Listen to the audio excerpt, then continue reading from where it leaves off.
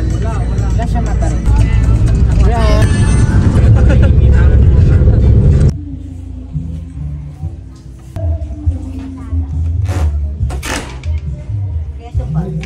Ano ba yan? Nandito na naman ako.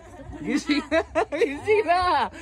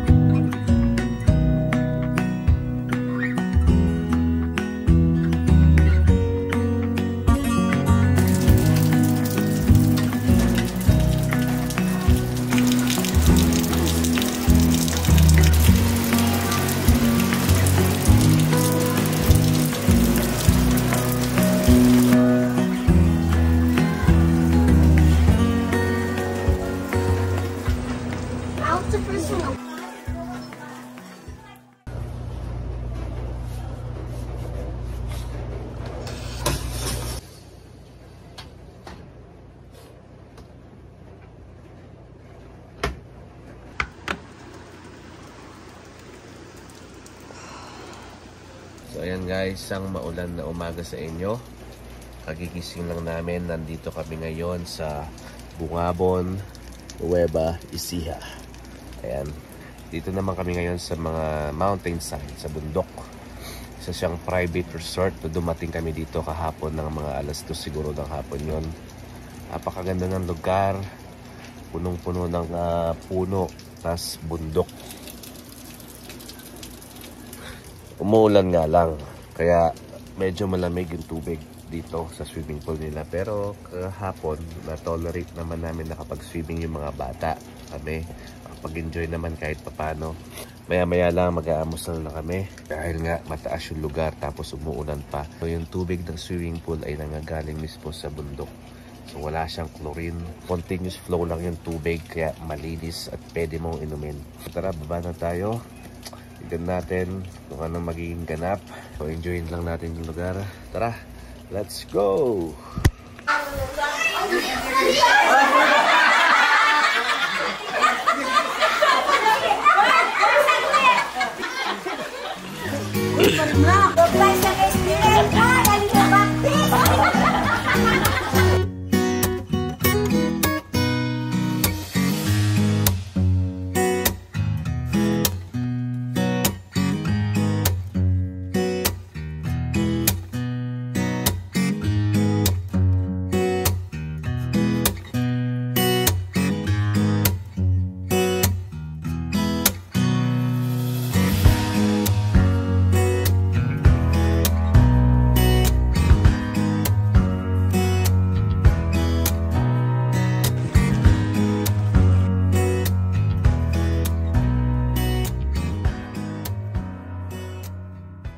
Nandito ako ngayon doon sa hagdan sa pababa ng bundok. So sabi nila meron daw ilog doon.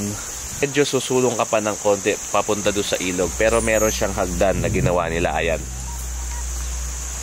Try nating babain yung ilog. Lang mag-isa ngayon, naiwan sila doon sa resort. Ang linaw ng tubig ng ilog.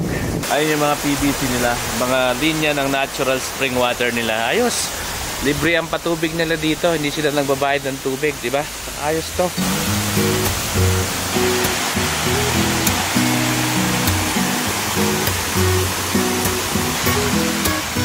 I've seen your face only once this weekend. You keeping busy, always things to do. Our situation still undecided. None of us knows what we wanna do. It happened last week when I stopped by your place. My hands were shaking when I rang your bell.